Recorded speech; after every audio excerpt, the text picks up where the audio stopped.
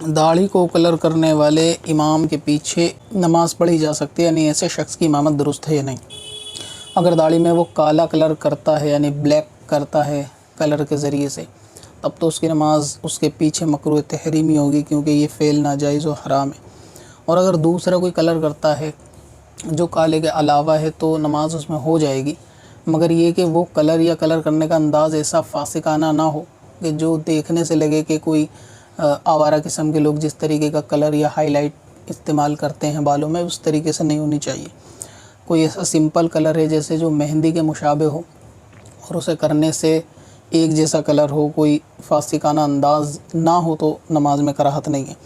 अलबत्ता ये कि मेहंदी वगैरह लगानी चाहिए और उससे कलर अच्छा आता है और वो बालों के लिए ठीक भी है। बाकी बालों के लिए कलर जो है वो केमिकल वाले वो ठीक नहीं है, और आपको लगता है कि इमाम साहब पे वो कलर ठीक नहीं लगता तो उनको समझा देना चाहिए। अब अपनी ज़रूरत के लिए आसान वजीफ़ा तलाश करना हुआ और भी आसान। विजिट करें wazifa.smswarsi.com पर और अपनी दीनों दुनिया की भलाई के लिए पाएं ढेरों आसान वजीफ़े।